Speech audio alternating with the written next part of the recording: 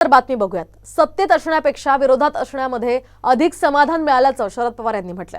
तर शरद पवार यांच्या हस्ते पुण्यामध्ये एका पुस्तकाचं प्रकाशन करण्यात आलं. याच कार्यक्रमादरम्यान शरद पवारांनी हे वक्तव्य केलं. आपण पाहतोय आताची ही महत्त्वाची अपडेट.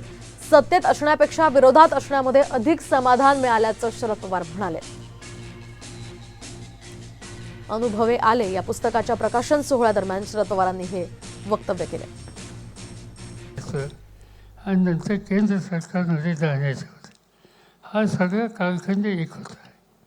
आणि नंतरचा जो कालखंड होता तो विरोधी पक्षात असण्याचा बद्दलचा होता.